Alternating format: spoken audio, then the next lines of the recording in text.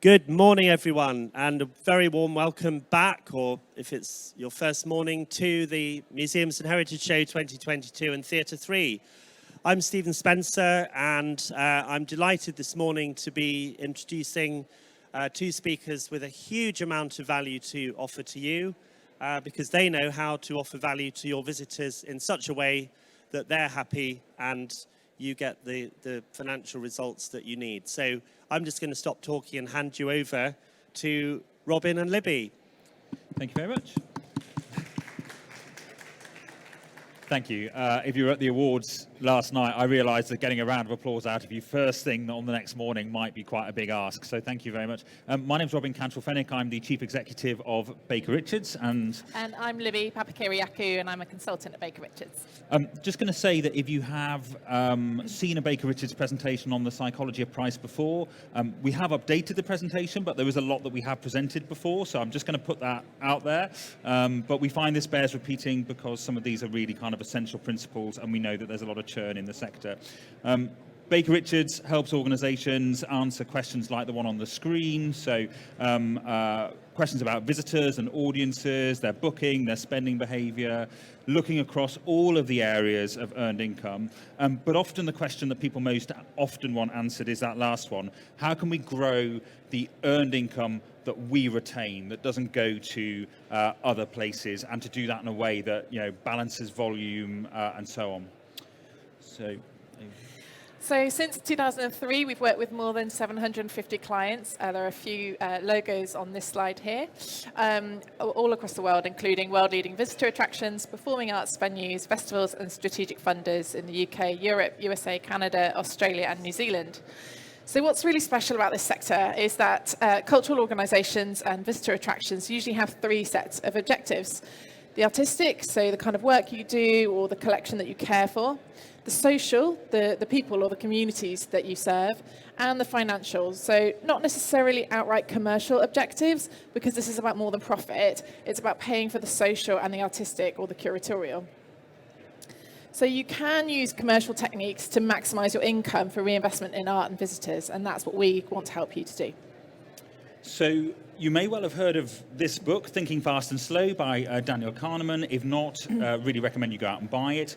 Kahneman's been a massive influence on behavioural economics, which is what we're going to talk about today. He describes two systems of thought.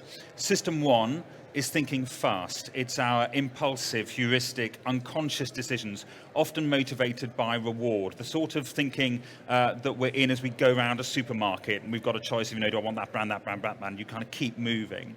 System two is slow thinking, much more considered, more rational. You're weighing things up, considering the trade-offs against each other. Do I want that brand because it's got lower fat? Do I want this car or that car? That's very much a system two decision, whereas system one is, am I going to have that coffee? Am I going to buy that upgrade? And so we're going to talk a lot today about system one and system two thinking. So we are going to talk a bit about pricing and prices today, but we're also going to talk a fair bit about context and setting the right context that helps us to keep people in that system one way of thinking fast, motivated by reward, more inclined to spend on instinct.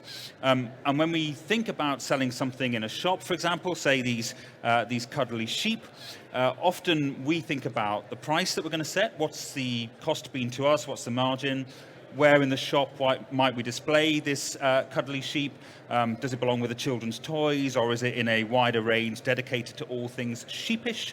Up north, we have a supermarket called Booths, and last Christmas, long before I got to a really big display selling cuddly Herdwick sheep that looked like this, I absolutely knew that they wanted me to buy one, and I knew that because there were cuddly sheep in the booths, there were cuddly sheep in the deli, there were cuddly sheep on top of the advent calendars, there were cuddly sheep with the homewares, and there were cuddly sheep on top of the very posh frozen food that oddly Libby is going to come on to talk about in just a moment.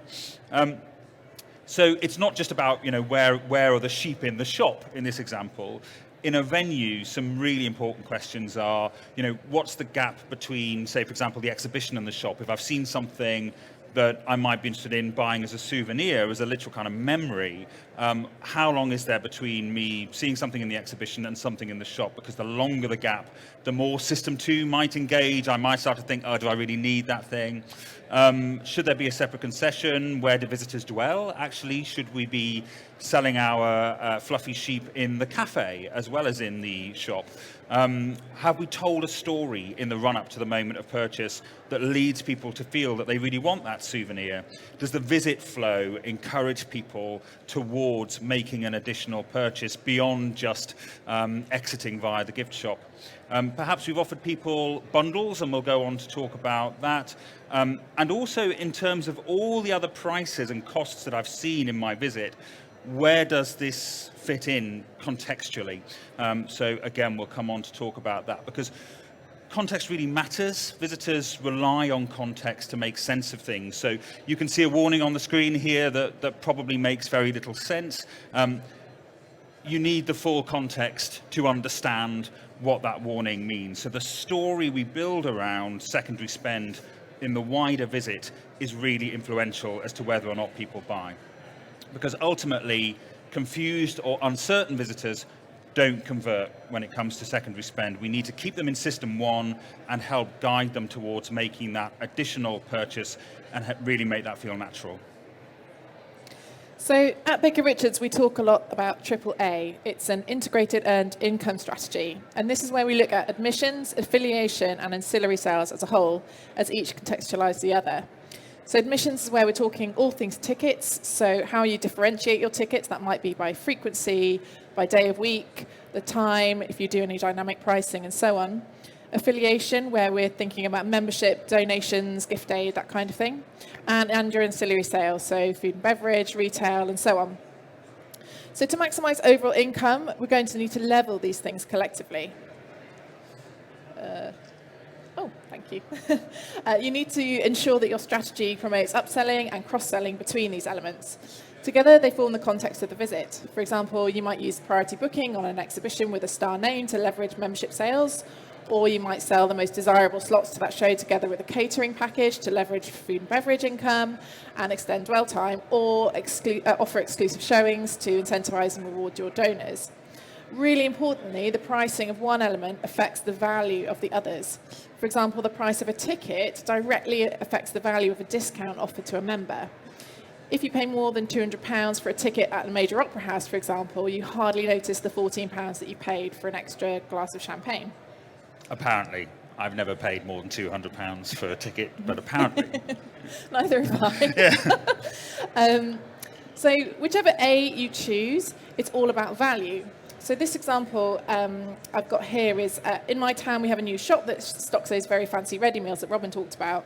I got sent some after I had a baby, and I often wander into the shop thinking I should think ahead, get some more of these for the freezer, and then the days that I'm really tired, I can just pull one out and enjoy it, and that's that. But I never do buy them because the price is too much. $7.95 for something that I could cook for myself. No, I'm not going to buy it, not today. And then Friday evening comes around and I'm tired and my husband doesn't really cook. So we end up looking on Deliveroo, and the same Thai green curry from a takeaway is £12.90, but this time I will buy it. So the point is that it's not all about price, it's about the context and the value that you attach to things. So that value often stems from your visitors' why, the reason why they're visiting you and in this context. So you can segment your audiences in many different ways, and getting segmentation right can be the difference between being really focused or feeling directionless in your planning. But often when it comes down to it, we're working with three big buckets of visitor, and their motivation for visiting is often quite different. So these buckets often come down to tourists, obviously majority domestic tourists at the moment. They're often one-timers, they're maybe less price sensitive, they're kind of looking to tick something off their bucket list or have a really unique experience. Older, retired or solo experience seekers looking for some connection. Retired visitors often have more free time during the week, so they can take your weekday slots. Solo experience seekers are more orientated towards your lates or your weekends. And your older, retired experience seekers tend to be your core demographic for membership and donations. And then your families, who have become increasingly important these days. They're looking at your weekends and holidays. They're looking to establish return visits. Often they're attending for educational purposes or frankly somewhere just to run around a bit. They're looking to build some memories, and potentially they're going to be quite price sensitive. So I think that takes us on to admissions, and the cost of admissions does set the context for the whole experience. So time and again we find that ancillary secondary spend is heavily affected by the price that visitors pay on the door and whether there's a price to pay at all. So as a general rule, paid entry attractions do see higher overall secondary spend because that whole context of the visit has been set at the point of entry. If you do charge for admissions, or if you are free to entry but operate timed ticket slots, then that moment of purchasing a ticket or acquiring a ticket is usually your first opportunity to join up those 3 A's. So we encourage organisations to think about all the things that you offer and whether they can be sold at the point of ticket purchase, online or in person. Bernard Donahue from the Association of Leading Visitor Attractions yesterday mentioned at the moment just how important experiences are, that people are looking to reconnect in a meaningful, memory-making way with friends and family. And so bundling experiences and tours and events as part of the point of ticket purchase is a really big opportunity, but also thinking about visit pain points. What are the opportunities to skip queues, reserve parking, or to bundle merchandise and catering? So Libby described those visitor segments who are experience seekers, and some of them will definitely appreciate the opportunity to add experiences or bundles at that point of booking their admission. This kind of bundling, which is about offering multiple price points for multiple things, is price differentiation, and there's no getting away from something that we all kind of instinctively know, that there's an inverse relationship between volume and price, again, as actually Bernard touched on yesterday. So very roughly, the higher the price for something, the lower the potential volume of sales, and vice versa. So that's what's known as price elasticity of demand. How many units can we sell at each price? So if you have a single price, that effectively puts a cap on the volume of something you can sell, because not everybody will be willing to pay that price. If you can charge a higher price, then there will be people who are willing to pay a bit more, and that's extra income. But equally, if you can charge a lower price, there will be customers who might now buy who wouldn't have purchased before, and that's extra volume and extra income. So it's inherently beneficial to offer a range of prices where you can. In this case, all 3 of the prices, in order to generate more volume and to maximize demand. That's price elasticity of demand. We saw that lowering price may theoretically increase volume. It often doesn't. It's important to stress right now that for some visitors, paying more or less is a choice, but obviously for some visitors, paying less is really not a choice in the current climate. It's a consequence of everything that's going on in the world. So we want to offer those kind of multiple price points in order to fit a range of pockets, and we can do that through things like called value fences. So value fences explain why something costs more or less. It might be about inventory, the date, the day, the time that you visit. It might be about added value, fast tracks, packages, bundled retail. It might be about customer behavior. So are you coming often? Are you booking in a particular group size? Are you booking by a particular sales channel? How far in advance are you booking? Is a purchase conditional on something else? Or it might be a demographic value fence. So that's your conventional retirees or students concession, that kind of value fence. And so we can create value fences by adding value, creating new things, but also we can create some value fences by altering what we already do. So purely as an example, it's really common in the hotel and transport markets to pay more to be able to switch your time of booking, to have that little bit of flexibility. And certainly in the performing arts clients that we work with, this is becoming increasingly common through things like booking protection, where people pay a bit more to get that flexibility, much less common in the world of museums and heritage. But the key is that if you can't use one of the value fences, then you need to focus on some of the others. So admissions pricing really likely to heavily influence secondary spend. If you charge, getting the admission price right is crucial, and offering that range of price points if you can. What are the constituent parts of the offer? What is the market that you're trying to sell into? And how can these different things be leveraged against one another? Thanks, Robin. So now we're going to go on to talk about ancillary. And just as a reminder, when we're talking about ancillary, we're talking about your retail, your F&B, interpretation, and so on. So maximising retail conversion is about three major things. Good inventory management, getting the sales environment right, so all those fluffy sheep everywhere, with products that are well suited to your visitors, and setting the right prices. So we're not going to cover the first two things here, but there's an excellent online course from the Association of Cultural Enterprises which does, and you can find it at the link above, or you can just search for Cultural Enterprises Culture Shop. We're going to stay focused on pricing to maximise your yield and conversion. So I want to introduce you to a sometimes uncomfortable but always useful expression, and that's pricing on the threshold of pain. So whatever the economic climate in boom times or much tougher times like we are in now, you want to think about pricing on the threshold of pain. What's the maximum amount that you can ask your visitors to pay for something before purchase or conversion starts to sharply drop off? Or if it helps, think about it another way, what's the least you can charge to reach the sales targets that you need to? So as you think about setting ancillary prices, it's really important to think about thresholds, those round numbers, 5, 10, 15, 20, and so on. They're really, really important. These can be amongst the biggest barriers to purchase. So everybody knows instinctively that £20 and 1 pence is a bad price.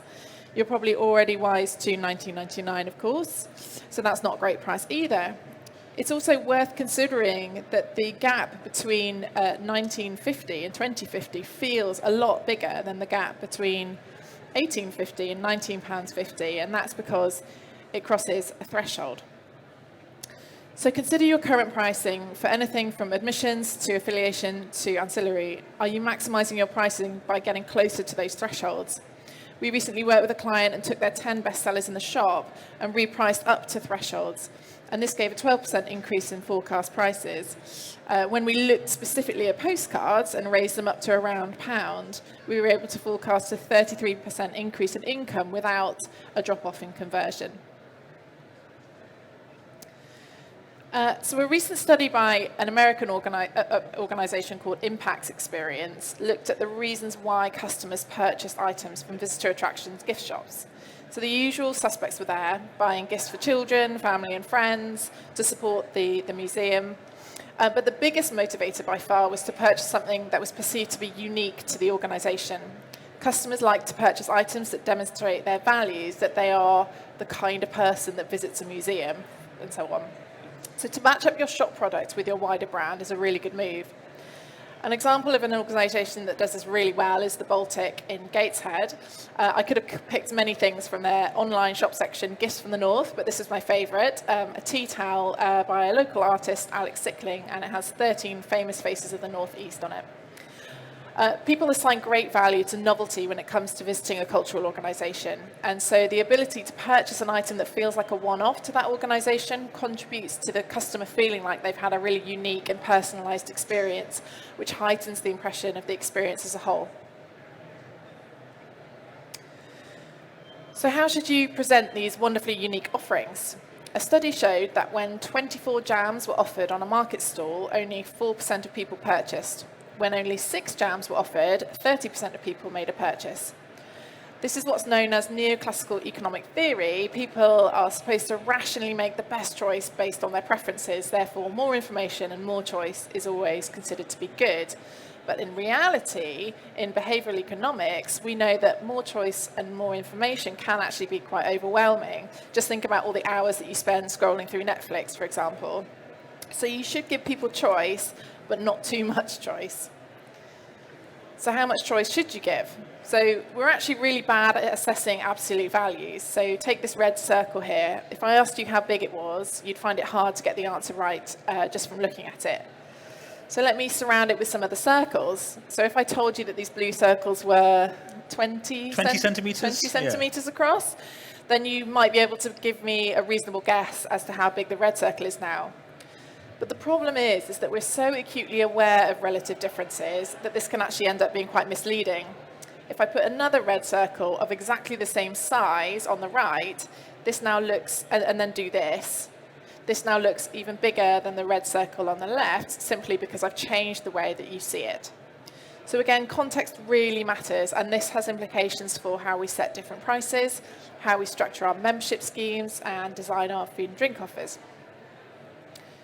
So if you've ever come to see a Baker Richards presentation about consumer psychology, you'll have seen this slide because it's a really great example. In the Night Garden, a popular TV show for kids was turned into a theatre show by Minor Entertainment. When they first began touring the show, they offered a balloon for sale for £4. There were lots of complaints about it being far too expensive. Did they reduce the price? No. They introduced the £8 balloon. The complaints dropped away because the £8 balloon made the £4 balloon look a lot cheaper by comparison. But they also sold a lot more balloons overall. So they changed the question from, is £4 a fair price for a balloon? Probably not. To, do I want the £4 balloon or the £8 balloon? And then you throw a child into the mix, and it just makes the whole thing more challenging. So this is a concept known as joint evaluation, in which rather than presenting a single option in isolation, you present two or more options to offer a point of comparison. So because of that price elasticity curve that Robin showed earlier, where different customers will be prepared to spend different amounts, and because of things like joint evaluation that I've just talked about, that's why the retail adage of having price and value points that hit basic, better, and best really works. And here's a top tip. So this is a well-known approach. Is also a really good way of looking at EPOS data laterally. So if you're able to tag different items from different sales departments as your basic, better, and best options, that can be a really useful data to help you quickly analyze where your sales are landing and how well your visual merchandising is working. So are you using your sales data to understand where the threshold of pain is and how your sales distribute between basic, better, and best? Think about offering 3 price points on your key ranges. Consider where your products are priced relative to the major thresholds. And consider introducing a high-end option to make existing products appear more affordable. I bumped into the managing director of Minor Entertainment at a conference a few weeks ago, and he said, "I can't believe you're still going around and shaming me over those balloons." So it's like, there's no shame, there's no shame. So going to go on to talk about affiliation. By that we mean donations, legacies, memberships, and I'm going to talk about some points in the context of affiliation that are applicable in other situations too. So still, very recently we've used some of these principles to decide the order of hot drinks on a menu in cafes, because the order in which you present information really matters. So studies have shown that our brain is overly influenced by the first information that it receives. So, for example, in a really well-known experiment, person A here is described as being intelligent, industrious, impulsive, critical, stubborn, and envious. Person B is described as envious, stubborn, critical, impulsive, industrious, and intelligent. So the exact same adjectives are used for both. This is the same person, but people reported a much more positive impression of person A compared to person B. And I should stress in the experiment that the two descriptions were not shown side by side as you're seeing them there. So, for example, when we're selling a membership or a subscription, the order in which prices are presented really matters a lot. So consider reversing that order when you think about how you present your prices, top down rather than bottom up. You influence customers' perception of what is expensive and what is cheaper. Daniel Kahneman did a really interesting study with guests of the Exploratorium Science Museum in San Francisco. They asked visitors if they would make a contribution to help the museum continue its conservation efforts.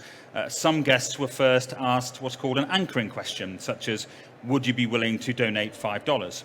And the results were pretty compelling. So on average, those with no anchoring question said that they would donate $64.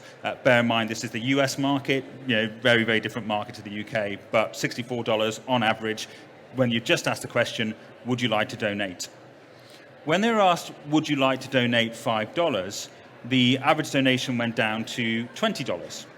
When they were asked, would you like to donate $400, the average donation value went up to $143. And again, the US is a different place. But anchors are really important context. You know, they give the visitors a sense of what you expect or what you're hoping for. This is for years why, until the Super Size Me scandal, McDonald's would nudge you, asking you if you wanted to go large on an order, because it kind of sets that expectation.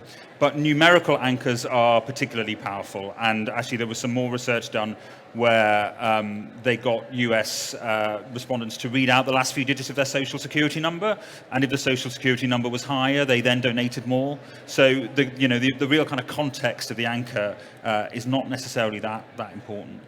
So it's also important when it comes to getting that context right to know that the price you show first becomes the default. So I could give you a lot of examples of this, but this one's from a visitor attraction that we worked with a couple of years ago, where there were two admissions prices, a price with or without donation.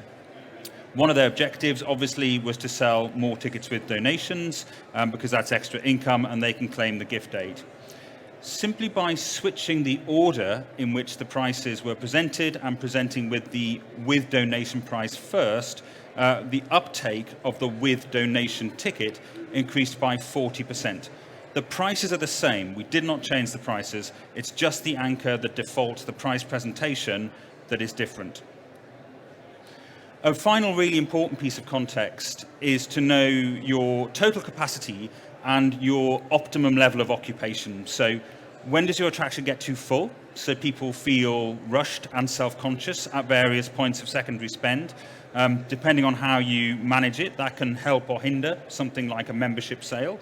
But also, when is your attraction so quiet that people feel conspicuous, rushed and self-conscious? It works in both directions. So it's really important to analyze your secondary conversion in the context of your total footfall, total admissions, to know the optimum level of occupation. That is a really critical piece of information so that you know when to focus staffing on things like the visitor experience in secondary.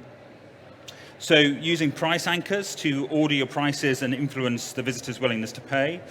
Consider the purchase pathway online and in person. So we're kind of thinking about the order in which we present information. I didn't actually hit on this point, but really important with donations to make sure that customers know what they're donating for, and really important that you know your optimum levels of occupation. So for admissions, just to recap, breaking the offer down into its constituent parts. Can you put a value? Can you put a price on each? Think about the context. Can you prime people for more purchasing by offering bundles in the ticket purchase pathway, whether it's charged or not? Consider the market. What are they looking for a visit to you? That segmentation point is just so critical. And wherever you can, it's inherently beneficial to offer a range of price points. So for ancillary, think about offering 3 price points on your key ranges, that basic, better and best principle, to encourage joint evaluation and meet the visitor in their own context. Price on the threshold of pain. Consider where your products are priced in the context of those thresholds we talked about, and think about introducing a high-end option which can make existing products more affordable and desirable. And when it comes to affiliation, really carefully look at price presentation. What's the default price? It sets the context. That's true across each of the A's. How do you anchor your visitors' expectations of how much you'd like them to spend or give? So really thinking about the questions that front of house teams ask when they're engaging people in a donation ask, for example, and really knowing your optimum level of on-site occupation and how that affects the whole secondary spend environment. Keeping people for as long as possible in System 1, thinking fast, making it easy for people to trade off between options and feeling that instinctive purchase. And with that, we have literally done it in 29 minutes. So we'll be very happy, which we thought this was going to take 35. So apologies if we've gone really, really fast, but be very happy to take any questions. Absolutely brilliant. I think probably going faster meant that you kept them on their toes. In System 1. Yes, exactly. So do we have some questions? I hope you'll agree that was a brilliant start to the morning. Yes. Hi, the thresholds that you mentioned, is there sort of industry established thresholds that you would advise, or are they just ones that we need to work out for ourselves, and if so, how? I think I think it's less an industry established threshold and more of a personal one. If you think about when you're going around the supermarket and looking at things even, or browsing online, I think the thresholds generally are those round numbers. £100 is a huge threshold, £50 is a huge threshold. But obviously it depends on what it is you're pricing and the context you're pricing it. So, you wouldn't price a pencil at £10, for example. So it's kind of that, it's more of a gut feeling, the threshold, which isn't necessarily particularly helpful. I think that's completely fair. But also, I'm just thinking back over past projects we've done. I would say that I've tended on projects to switch from thresholds of £5 to £10 once you get above sort of 30. So 5, 10, 15, 20, 25 are all thresholds. 30, 40, 50, you're maybe then starting to get up to 25s, 50, 75 and so on. But it really does depend on the context of what it is that you're offering. Any more questions? Yes.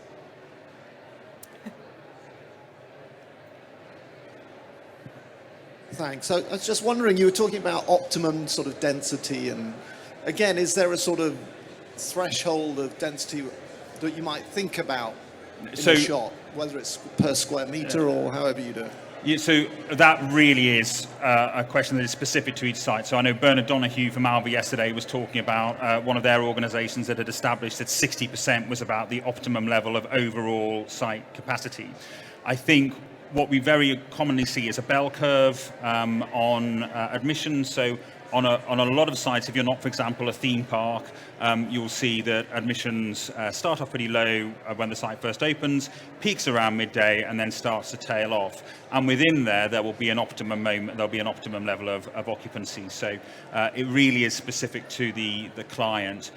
But also, having said, we do see that bell curve very commonly, if you take an outdoor attraction where the dwell time might be 4 hours, something like that, 5 hours, then there is very different behaviour. So I'm afraid the answer to that question always comes from analysis. You have to layer your sales conversion figures on top of the average admission figures in order to come up with that answer.